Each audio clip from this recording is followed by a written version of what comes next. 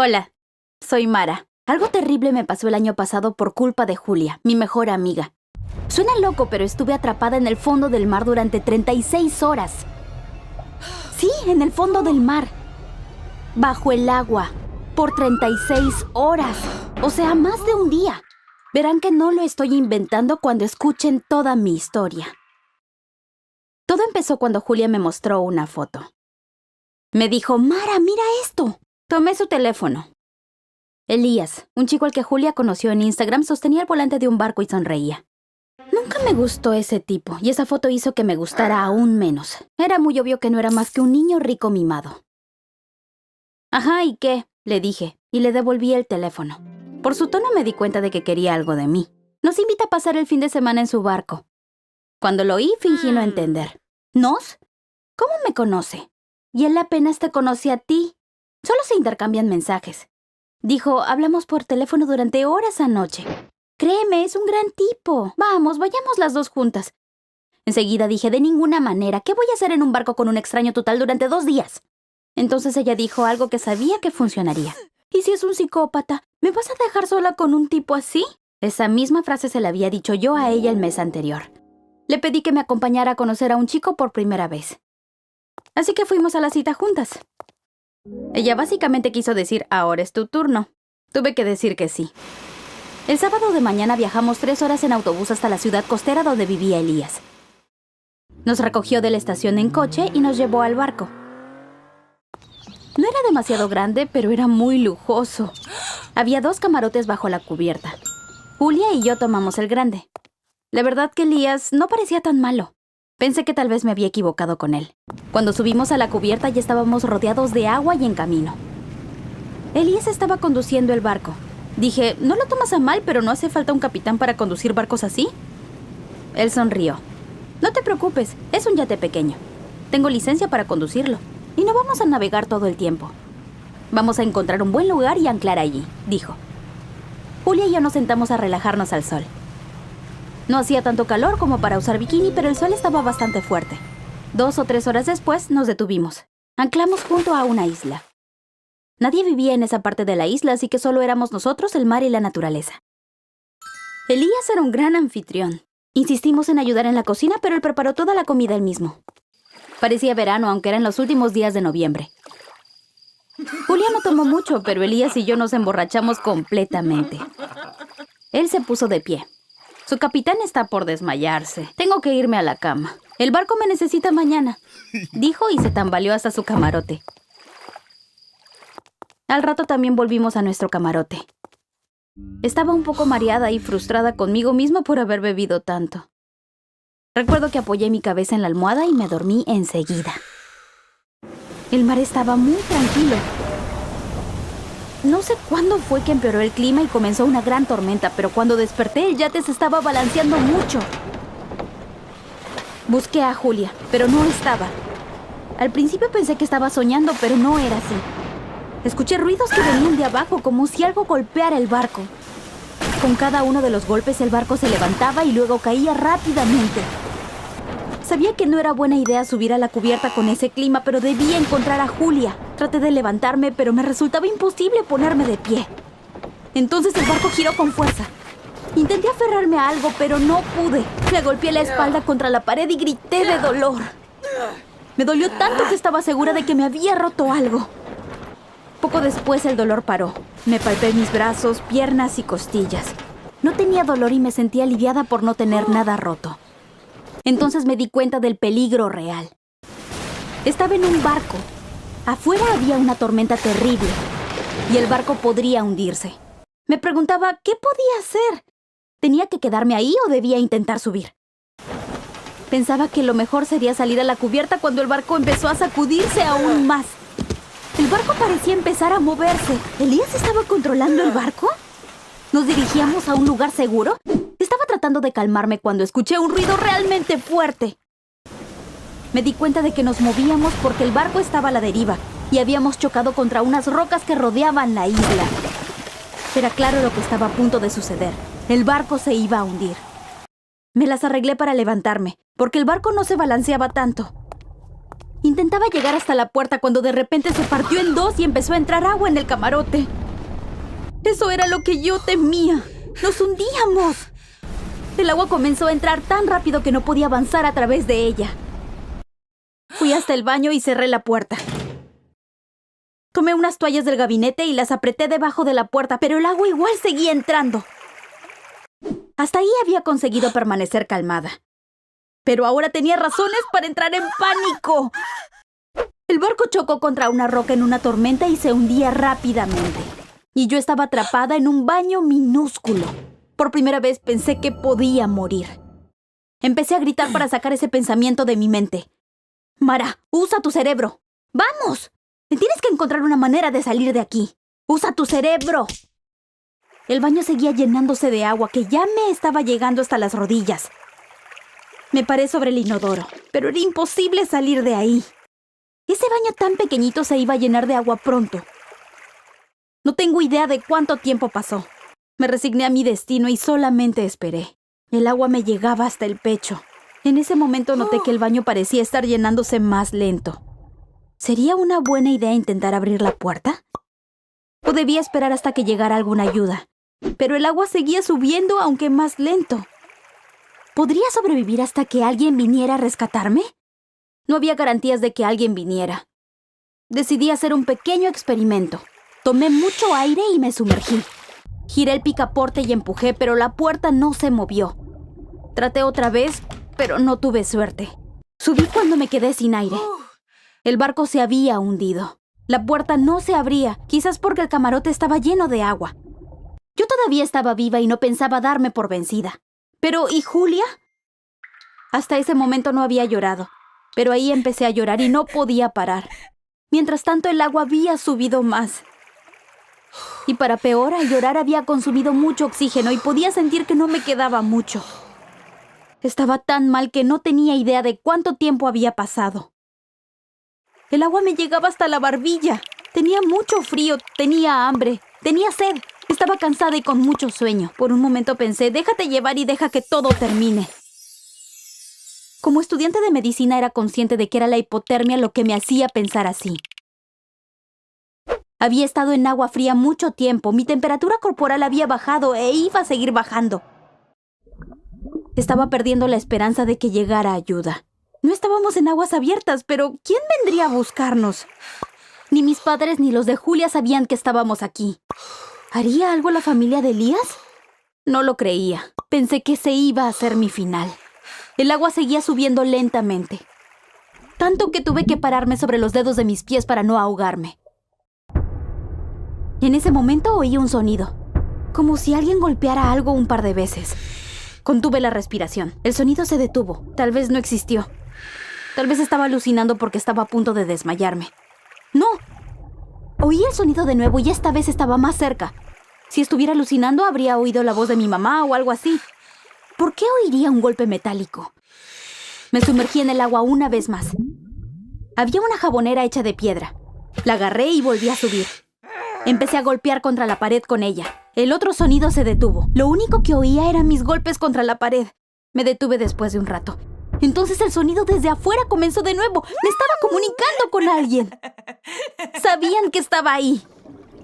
Resultaron ser 2 buzos del equipo de búsqueda y rescate.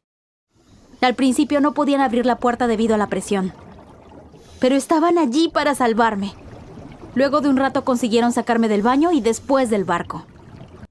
Había médicos en el barco de búsqueda y rescate. Tenían mucha experiencia con este tipo de situaciones y lograron que me recuperara de la hipotermia. Apenas me sentí mejor, pregunté por Julia. Dijeron que tanto ella como Elías estaban bien. Aparentemente, Elías tenía diabetes, pero estaba muy borracho para inyectarse su insulina. Los pacientes con diabetes pierden el conocimiento en esas situaciones y al tiempo entran en coma. Elías consiguió llegar hasta la puerta de nuestra cabina y llamó. Julia lo ayudó de inmediato. Ella le dio su inyección de insulina, pero él seguía sintiéndose muy mal. En ese momento estalló la tormenta y no tuvo más remedio que subir. Julia también subió con él. Por suerte, ella pensó que debían ponerse los chalecos salvavidas. Elías logró arrancar el motor, pero las olas eran demasiado grandes y no pudo evitar que el barco quedara a la deriva. Cayeron al agua cuando el barco chocó contra las rocas. Julia estuvo siempre con Elías. Las olas los llevaron a los dos hasta la playa. Elías estaba inconsciente, así que Julia no podía dejarlo. Al día siguiente, un grupo de excursionistas los encontró por casualidad. Los dos están bien ahora. Después de escuchar esta historia, mi primera reacción fue: seguro que se casarán después de pasar por esto juntos. Después de 36 horas horribles, pude volver a la vida. Creo que me fue bastante bien en general. Por supuesto que tuve mucha suerte, pero decidir entrar en el baño, lograr mantener la calma y luchar contra la hipotermia, creo que merezco un bien hecho. Gracias por escuchar mi historia. Si te gustan las historias como esta, suscríbete a este canal. ¡Adiós! Hola chicos, soy Abel. Me hice millonario cuando estaba en secundaria. Y el dinero lo hice todo yo mismo. Tomé una decisión. Trabajé muy duro y fui capaz de alcanzar mi objetivo. Pero al final, terminé perdiendo todo el dinero que gané. Además, todo esto ocurrió en 1 año y medio. ¿Cómo conseguí hacerme rico tan rápido y después perderlo todo igual de rápido? Ahora lo sabrán cuando escuchen mi historia. Mi padre murió cuando yo era pequeño. Trabajó durante años en una fábrica de pinturas. Estuvo expuesto a tantos químicos que su cuerpo no lo resistió. Después de eso, mi mamá debió trabajar 2 empleos para sostener a nuestra familia.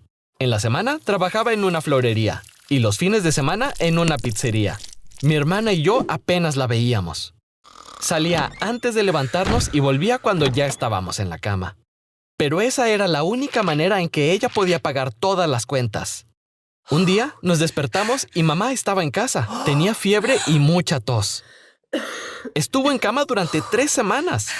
Ahí nos dimos cuenta de que si mamá no podía trabajar, íbamos a pasar hambre, literalmente. No teníamos ahorros para emergencias como estas. El refrigerador quedó vacío en 1 semana y la despensa en 2. A la 3ª semana ya no quedaba nada para comer. Mi mamá aún no se sentía muy bien, pero tuvo que volver al trabajo. Fue entonces cuando yo empecé a pensar en el dinero. Al principio, no buscaba hacerme rico ni nada así.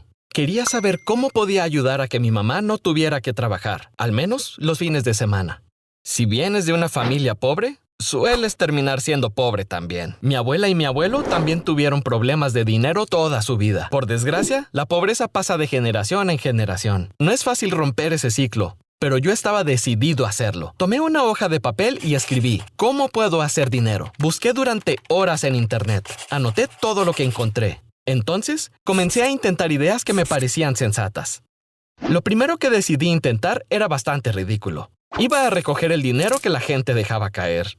Al principio, parecía una gran idea, porque iba a ir a lugares donde la gente deja caer su dinero, como por ejemplo las máquinas expendedoras. Digamos que se te cae una moneda mientras pones dinero en la máquina. ¿Qué haces? Miras un poco en el piso. Si no ves la moneda enseguida, buscas otra en tu bolsillo. Así que después de la escuela, empecé a buscar máquinas expendedoras para ver si podía encontrar algunas monedas. Otro lugar en el que pensé eran los restaurantes donde pasas con el auto. Debes sacar tu mano por la ventana del auto para pagar y que te den cambio. Si cae algo de cambio al suelo, poca gente se baja del auto para ir a buscarlo. Así que a las expendedoras, fui a los restaurantes para entrar con auto. ¿Encontré algo? Sí, pero muy poco. Me tomaría 100 años reunir una cantidad razonable de dinero. Así que, después de una semana, abandoné esa estrategia. No era una buena idea buscar cambio en el suelo. Revisé mi lista y taché otras opciones poco probables, como ganar la lotería, encontrar petróleo en el patio o heredar de repente una fortuna de un familiar lejano. Tenía que encontrar maneras más sensatas de hacer dinero. Revisé nuevamente mi lista. Mientras investigaba maneras de hacer dinero, hice una sección llamada Emprendimientos y anoté algunas ideas. La primera era abrir un canal de YouTube. Después, crear un sitio web y luego hacer un juego para celulares. Al ver la siguiente, me detuve. Encontrar una idea para un producto único. Espera un momento. Yo ya tenía de antes una idea así. Cuando la contaba, todos me decían, sería un éxito de ventas. ¿Quieren conocer cuál es la gran idea? Un paraguas para perros. Empecé a saltar de alegría. Encontré lo que buscaba. Cada vez que sacaba a pasear a mi perro Taco bajo la lluvia, pensaba, ¿por qué no hay paraguas para perros? Taco siempre se moja todo el pelo durante sus paseos. Y luego hace un tremendo lío en la casa al volver. Un paraguas para perros resolvería ese problema. Y además, los perros no pasarían frío al mojarse. Mi hermana tenía un pequeño paraguas que usaba cuando era chica, así que decidí usarlo para mi primer prototipo. Después de mucho trabajo, lo logré. Al principio a Taco no le gustaba y trataba de quitárselo, pero yo estaba seguro de que le encantaría cuando viera lo útil que era cuando llovía. Yo estaba orgulloso. Se veía excelente. Pero sobre todo, era funcional. Todos los dueños de perros iban a comprarlo. Pero había un gran obstáculo por delante. ¿Cómo podía producirlo en gran escala? Además, debía venderse en sitios como supermercados y tiendas de mascotas. ¿Cómo podía lograrlo? No tenía nada de dinero, así que necesitaba encontrar un inversor. Pero ¿quién iba a invertir en un chico de 15 años? Aun si lo hicieran, ¿podría confiar en ellos? ¿Y si me robaban la idea? ¿Cómo podía protegerme? Una hora antes estaba súper feliz, pero ahora estaba nervioso. Empecé a pensar, nunca podré hacer esto. Me estoy ilusionando por nada. Tenía una gran oportunidad, pero no podía ponerla en marcha. Entonces tuve una idea. Solo podía obtener apoyo de alguien de mi edad. Recordé a un joven emprendedor que vi en YouTube. Pensé, ¿qué puedo perder? Le enviaré un mensaje en Instagram. Confiaba en él, así que le conté un poco de mi idea y le pregunté, ¿le darías tu apoyo a una idea así? Le di mi número de teléfono. Llamó al día siguiente. Me encontré muchos obstáculos al construir mi negocio, así que intento apoyar las buenas ideas con todo lo que esté a mi alcance. Reunámonos. Creo que este producto tendrá demanda, dijo. Después de eso, todo se movió muy rápido. Ahora tenía un socio. Sentía que era como un sueño. No perdimos el tiempo y empezamos a trabajar. Conseguimos un equipo profesional para ayudarnos a terminar el diseño del paraguas. Luego, encontramos una fábrica de paraguas para producirlo. Hicimos publicidad en redes sociales apenas tuvimos los primeros paraguas. Lograron mucha más atención de la que esperábamos. Casi todos los perros que paseaban bajo la lluvia tenían uno de nuestros paraguas. Me sentía orgulloso, tal y como lo había soñado. Estaba haciendo mucho dinero. Quise comprar una casa en el mejor vecindario y mudarme ahí con mi madre y hermana. Visité casas con un agente inmobiliario. Encontré una realmente hermosa. Quise mostrársela a mi mamá antes de comprarla. Pero mi mamá dijo que no quería mudarse. No puedo cambiar mi vida tan rápido. Además, aquí vivimos muchos años con tu papá. No quiero dejar esos recuerdos atrás, dijo. Quedé sorprendido. Le insistí. Pero no quiso cambiar de opinión. Si quieres, puedes vivir en esa casa. Es tu derecho. Tu hermana puede ir y quedarse contigo de vez en cuando. Pero tengo una condición. No dejes la escuela. Quiero que al menos termines la secundaria, dijo. Al otro día, fui a la oficina. Le dije a mi socio que compraría una casa. Dijo, no lo hagas. Acababa de asociarse con una nueva empresa que negociaba criptomonedas. Alquila la casa en vez de comprarla. Deberías invertir ese dinero en Bitcoin. El año que viene podrás comprar 3 casas, dijo. Yo confiaba en él, así que seguí su consejo. Quería apoyar su nuevo negocio, de todos modos. Así que invertí todo mi dinero en criptomonedas, o Bitcoin, para ser preciso. Nuestros paraguas se vendían como pan caliente. No podía creer con qué rapidez mis sueños se habían hecho realidad. Pero hacerme rico de repente no fue fácil para mí. Por ese entonces solo era un niño. Gasté mucho dinero en cosas que no necesitaba. Por ejemplo, por internet vi un traje de Iron Man, que era el mismo que se había usado en la película. Ni miré el precio y simplemente lo compré. Ahora me doy cuenta que el traje costó tanto como un coche de lujo. Por cierto, sí tenía 3 coches deportivos fabulosos, pero era muy joven para tener licencia, así que ni podía usarlos. Esa fue otra de las cosas raras que hice. Pasaron 3 o 4 meses. Un día, mi socio me llamó para reunirnos. Nuestras ventas estaban cayendo rápidamente. El paraguas para perros era fácil de imitar, así que teníamos mucha competencia. El negocio iba genial mientras nuestro producto era único. Pero ya no era así. Si no hacíamos algo, quebraríamos. Pensamos en nuevas ideas para productos. Por ejemplo, hicimos un impermeable para perros. Pero no se vendió. En verdad pensé que funcionaría. Nos quedaron miles de impermeables sin vender. Perdimos mucho dinero. Y al mismo tiempo que las ventas de los paraguas se desplomaban, pasó lo peor. Bitcoin, donde había invertido todo mi dinero, perdió mucho valor de un día para otro. Mi socio dijo, no te preocupes, pronto se recuperará y subirá otra vez. Pero no fue así. Perdí todo mi dinero. Ni siquiera podía pagar mi alquiler. Vendí los coches y todo lo que había en mi casa. Ese dinero alcanzó para 3 o 4 meses. Normalmente, ese dinero podría haber durado 3 o 4 años. Pero ya estaba tan acostumbrado a gastar mucho que no pude parar, aunque no tenía los mismos ingresos. Al quedarme sin dinero, volví a mudarme a la casa de mi mamá. Solo me quedaba el traje de Iron Man, porque no había encontrado a nadie que lo compre. Mi mamá dijo, bienvenido a casa, y me abrazó. Yo le había enviado dinero cada mes. Resulta que ella había ahorrado todo, porque siguió trabajando. Este dinero es para la universidad, para ti y tu hermana. Ya has demostrado lo que puedes hacer. Cuando termines la escuela, estoy segura de que tendrás éxito otra vez. De hecho, tendrás más éxito, porque habrás aprendido de tus errores, me dijo. Y me hizo sentir mejor. Quizá les parezca extraño, pero no me puse tan mal después de perder mi dinero. Ahora puedo entender por qué. Mi vida había cambiado por completo y muy rápido. Cuando era rico, parecía que todo era un sueño. Así que cuando lo perdí todo, también me pareció un sueño. Y como todo parecía un sueño, no tenía sentido estar molesto. Gracias por escuchar mi historia. Si te gustan las historias basadas en la vida real, puedes suscribirte a este canal ahora. ¡Adiós! Hola chicos, soy Isabela. Lamentablemente mi familia se separó por mi culpa. Tuve que tomar una decisión muy importante. Lo pensé muchísimo y creo que tomé la decisión correcta. Pero todavía no estoy 100% segura. Pónganse en mi lugar cuando escuchen esta historia. ¿Ustedes qué hubieran hecho? Yo sabía que mi mamá y mi papá estaban teniendo problemas. Todo fue a causa de mi madre. No toleraba a mi padre para nada. Le gritaba cada vez que podía. Mi papá es muy tranquilo.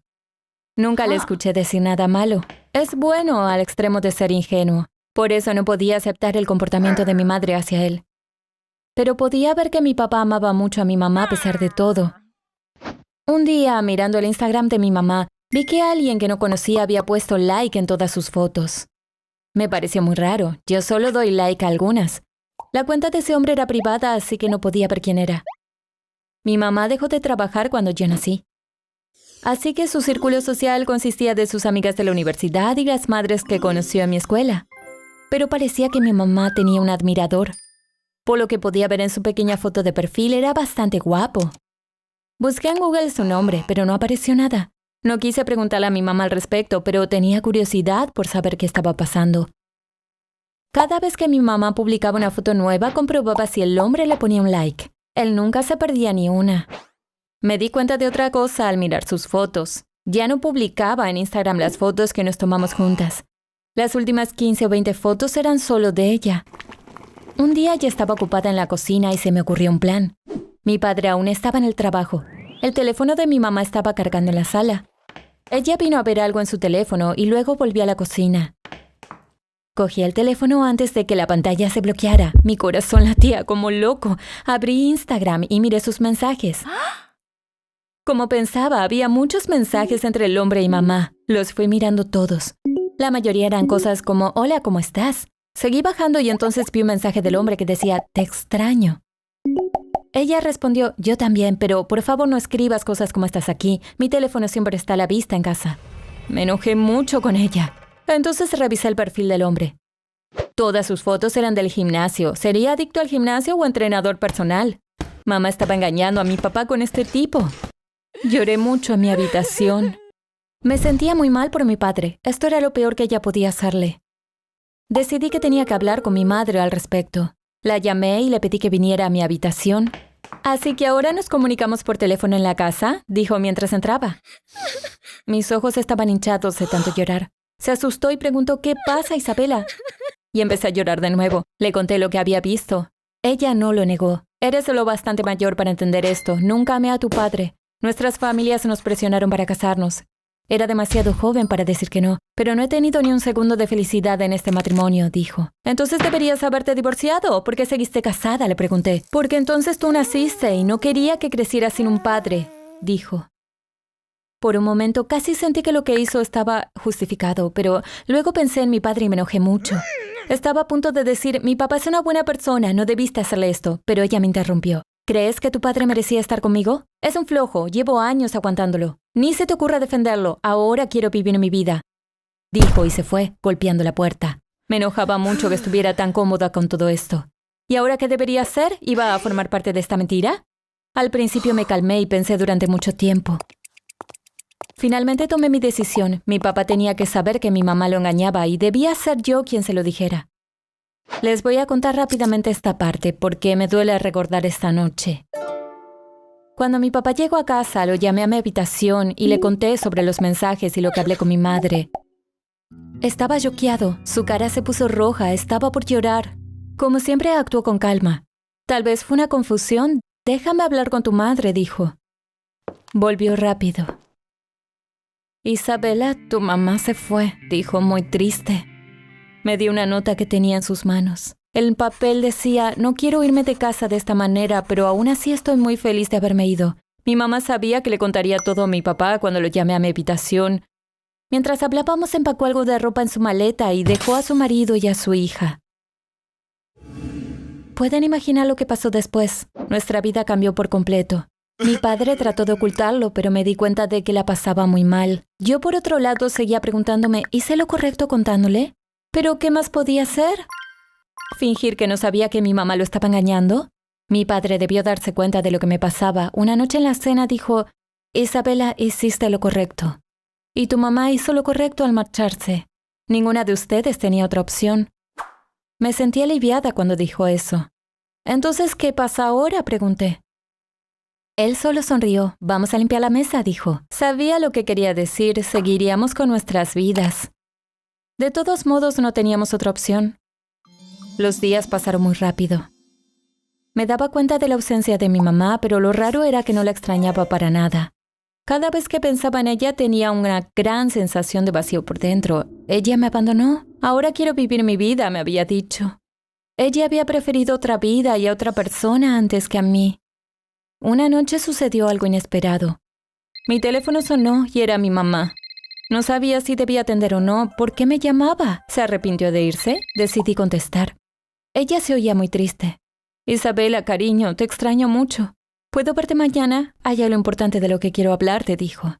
Sentí que también la extrañaba, pero no quería admitirlo. Contesté muy fríamente y le dije, no puedes porque no quiero verte. Y colgué el teléfono. Pero estaba nerviosa. ¿Había hecho lo correcto? ¿Qué sería eso tan importante? ¿Debía contarle a mi papá que mamá había llamado? Me fui a la cama pensando en eso.